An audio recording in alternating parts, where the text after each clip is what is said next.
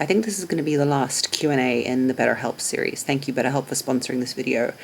We're going to talk about all those things that you want to know. I've got the questions here on my phone. I have not looked at them yet, so I'm going to be answering off the cuff. We're just going to be having a deep and meaningful conversation. So, how old are you? You look gorgeous. I am 35, thank you. How to be your true self. It's a problem for me. To thine own self be true. It's the whole idea of being true to yourself. I don't really know. I'm the wrong person to ask. I really believe in making yourself who you are. I don't believe there is a true self. I think you're this combobulation and concoction of beautiful and sad and different things that have happened to you. You can believe yourself to be someone else and change and shift your life. You can be someone different upon deciding. And I don't know if there's a true self. What is your true self? A series of reactions you've had to situations that have happened to you in the past? Maybe that's your true self. Maybe it's not. I don't know. How do I balance two guys when the more serious is long distance and the other is local? One of the two guys asks for physical exclusivity and the other guy still wants to hang out. When dating two men, you've decided to sleep with one. Can you still talk to the other? Baby girl, you're confused. When I said date several people because it elevates your feminine energy in terms of it gives you value and allows your anxious attachment not to flare its ugly head and make you obsessed with one person who might not be so interested in you, I meant date. I meant talk to. I didn't mean long distance sleep with cousins, brothers, uncles, friend. This combobulation of things is too interesting and too involved. You shouldn't be sleeping with any of them. You are cheating on them both, and I'm not saying that's a bad thing. That's up to you. Your soul, your life, your choice, baby girl. But you can't balance two guys. You can't balance two opposing forces. You are having two boyfriends, my friend. One of the two guys asked for physical exclusivity and the other one still wants to hang out. Look, are you trying to have a harem of men? What do you need so many men for? Perhaps, what are they doing for you? Physical exclusivity. So what's the other one? A friend? This has confused me beyond what is reasonable, so I will accept myself out of it. You shouldn't be sleeping with them if you're dating several of them, and go with the one that proposes you the better, more tantalizing offer. My anxious attachment keeps causing me to blame myself for everything. How to deal with guilt that I hurt my partner in our relationship because of my anxiety. Guilt is a useful tool which we have as human beings in order to be like, oh, you're going off track in your moral compass, you're going off track. It's a hard thing to deal with when you've got anxious attachment, and you've really got to sit with it, and you've got to understand, is this my anxious attachment flaring itself and coming up and triggering me, or do I have something to feel guilty about? I often see women talking about having mum guilt when they go back to work and things like that, and how do you overcome it? The reality is you've got mum guilt because you should be with your children. Oh, did I say something controversial? And I'm not somebody who is opposed to women working and not being with their children, or being with their children, or being with their children and working. To be honest, whatever works for you and whatever is best for your family.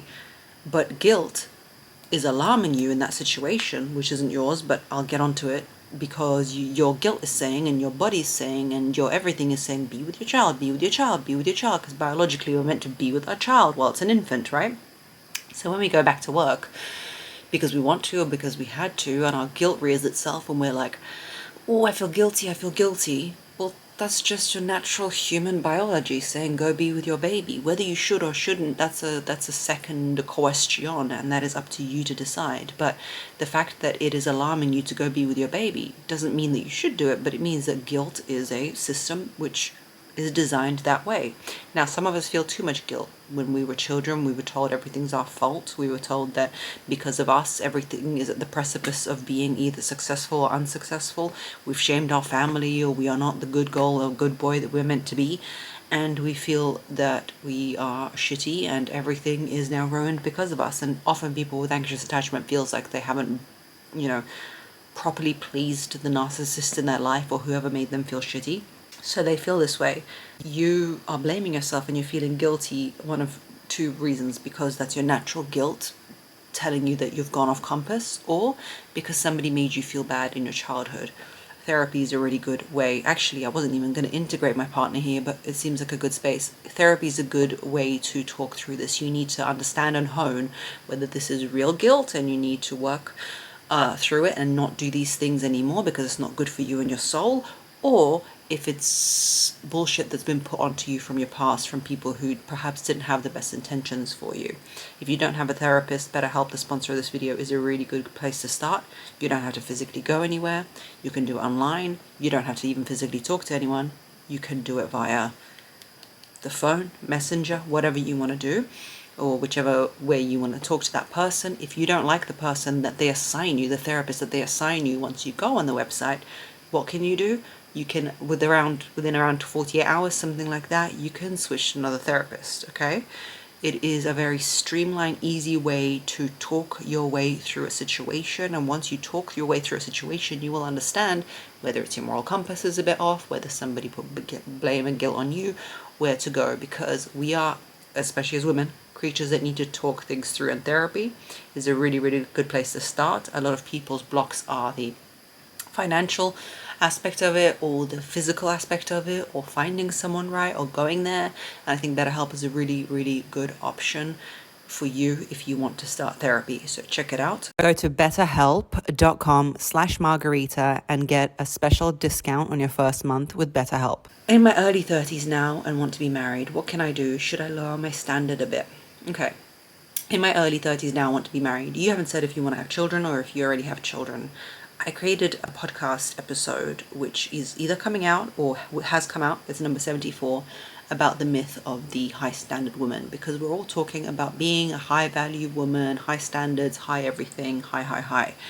And I'm glad you wrote, should I lower my standards? Because it's not about necessarily lowering your standards and now you've got this second class relationship and you don't even like him and he's just like this piece of scum that you found in the street and you're like, yuck, I've lowered my standards. No, you've got to understand that maybe your standards need to be pivoted. Like, not everything is as shiny as it seems. 6'2" is not as shiny as it seems, and I know it's attractive to our primordial brain that he's taller or something.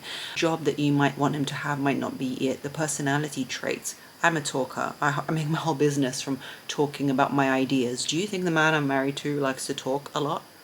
Do you think he even watches my channel and watches my content? No, he's not. He is like, what is he like? A man of few words, okay? He is Yellowstone. Not that he's a cowboy, but like he would fit in there with their level of, you know, earthy groundedness. He's just not that. And it's what you're looking for might not be what is for you, you know, and you should pivot your standards. And I'm glad you say you're in your early 30s, because unlike the red pill content that we're used to watching, it's not about the fact that you've become disposable and like you can now do nothing in your 30s. No, it is about the fact that your timeline's now shorter for marriage and children. Yeah, naturally, if you were 18 it would be longer. Like, you've got time to wait and waste and eeny meeny miny mo pick people, right? But you've got to hone in on exactly what you want and pivot your standards and be more choosy about things that are important, and don't spend your time with guys who are wasting your time, and be very flexible on things like eye color and height that are really neither here nor there. Are you going to get a full-time nanny?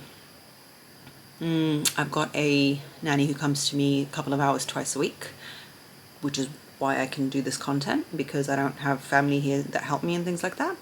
But my mum is abroad, she lives in London, so I have that. I love delegation. I've learned to delegate recently in the last year, not only when it comes to children, I mean in terms of my business, and it is the thing that really moves the needle. And I wish I would have an au pair if I had the space for it, have somebody help me full time, because I really think children need a village to be raised in. By village I mean aunties, uncles, everybody. Raising a child like solo is no fun. What should be a boyfriend's boundaries regarding the female friends or colleagues they have? Is this the boyfriend asking or you asking? You can't give him boundaries. What are your boundaries and what are your standards is up to you to decide. Let him know, and if he was to follow them, then that's good. For me, I am absolutely fine with people that he's friends from childhood with or college or mutual conversations. But if my partner was to call me and be like, hey, I'm just going for drinks after work with Elizabeth, I'd be like, Eliza who? That'd be a boundary for me. Why? Because it's not his normal personality to do so, because we have young children, because we are juggling a lot at the moment, and time with another woman is just not it, baby, not it. How to stay confident with health issues. Confidence isn't about health or lack thereof. Confidence is about knowing that you're lucky to be where you are right now, emulating good energy to people, staying accountable to yourself. Look at my Substack, there's a confidence post on there. It's got nothing to do with health. It's about being a person of your word, a person who shows up for yourself, and a good person. How to know what you want when in life I only know what I don't want. Well, that's great. That's very feminine energy of you. That's very setting your boundaries, feminine energy. It's good to know what you don't want. Could you talk about dating for lifestyle, high value attributes versus chemistry and love? I talked about this in episode 74. This is ironic, this is all coming up. Essentially, we talk a lot about love and the idea of romantic love and how it now exists, has only existed for the past 100 to 150 years. People didn't used to marry for love and things like that. In different ages throughout time, if you found your partner, your wife or husband sexually attractive, it was seen as a bit weird. That wasn't the place for that kind of behavior, darling. And so it's always changing. So for me, the question for yourself has to be, do I want to be the admired? Do I want to be the rock star in the relationship and have the one who admires me? And I know you're all going to say it's all mutually exclusive and you have to have the same type of love. That's a romantic idea, but it's not the norm that you both find each other equally admirable. It just never, nothing is always equal. Everything's always different, even your eyebrows, okay? So do you want to be the admired? Do you want to be the one who's looked at and admired? And in that case, you are going to go for dating for lifestyle, as in he adores you and admires you. He's the one who chased you, pursued you, and got you. And you're like, I'm enjoying this admiration. Or do you want to be the lover who feels the chemistry, who waits for the text messages, who pursues them? Both are good.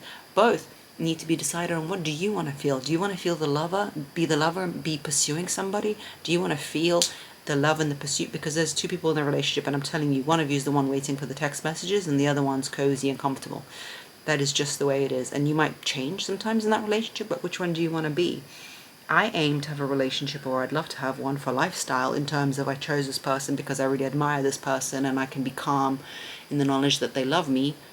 Unfortunately, sometimes in my relationship, and it tends to be that I become the more romantic one. I don't know, I don't like that about myself, but it is the case. But I like to be the one pursued. It just makes me feel better, to be honest. And on the other side, some people love to love. Some people love the experience of love, the limerence of it, they're like, oh, when will I see them? Oh, they turned me down for a date. When will that happen? Oh my God, they looked at me. They love that experience. And even if they hate it, they love it. So both is equally fine. It's just about whichever one you want to have. How to know if the guy pursuing me possesses golden retriever energy, as in golden retriever, black cat. Golden retriever is the pursuer, black cat is the one being pursued. If the guy's pursuing you has golden retriever energy, you will never be wondering if he likes you. You will never be wondering if you're the one for him. You will never be left questioning. You will be the one like, oh, there he is, he texted again. What to do if a family member isn't recognizing they're with a narcissist? Get on with your life. The family member just needs to live their own life, and if the narcissistic journey is their journey, it's not your journey. Why do you never show your husband's full face? His full face is on my Instagram often. I just don't post my family or my husband too much because I guess he's got his own profession and career, and the more I post, the more popular my posts become, and the nature of what I talk about is like relationships and things, and I don't always want it to reflect on, what if somebody who works with him watches it and they think what I'm talking about is him? Like, I don't want his privacy to be interrupted, you know? But it's not a secret or anything. He's got a good face. I like that. I like his face.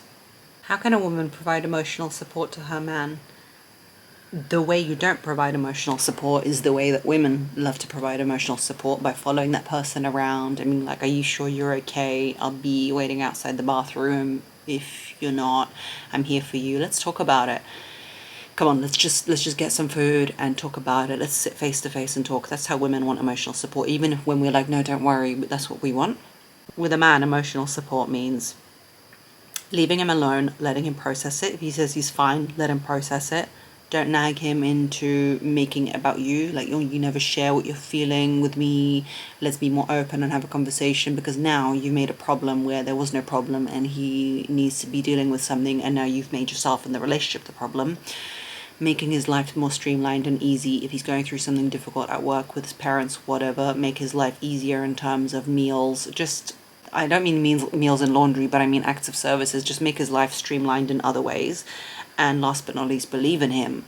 Let him know that you got this. So if he's worried about it, be like, I'm sure you'll sort it out. You've got this. Not as in like he's telling you, oh no, I'm so upset, I'm so worried. And you're like, I'm sure you've got this. Piss off. No, I mean like believing in him, giving him the space to process, and not making yourself the problem is the way you support a man. What to do if I know he loves me but he cheated? Controversially, if you know he loves you and that is what you predicate your success to the relationship on, and he is all you want, and he loves you but he cheated and you can overlook it, don't let popular demands of women to leave a relationship because he cheated conduct your behavior. If that is not a deal breaker for you, you will find that being with somebody, despite their indiscretions, those might be in any field, is okay. They might be your person. They might not be perfect. If you feel he loves you, like you said, the problem with somebody cheating is most people feel like they don't love them. If they can betray them, that means they don't love them. Then what's the point of the relationship? And it kind of breaks down the whole idea of what you want the relationship for. If you can stand on business and say he loves me, but he cheated, well, then he loves you. And that's how you feel. And it doesn't matter. And maybe you should be with him anyway, if that's what you're willing to accept. There is no right and wrong. Maybe you want to cheat too. I don't know. Ice Spice, maybe that is what you want to do. You know, you can do that too. There is no rules to the game. If you feel confident and happy, you can be one of those fabulous women who knows her husband, you know, has an affair on the side, darling, but I get what I want. You know what I mean? It doesn't matter. There's no right and wrong. If you're in your confidence and you feel loved, because to feel loved, that's the thing. If somebody cheated on me, I wouldn't feel loved. I'd feel betrayed. But if you know he loves you, girl, you do you. See you in the next one.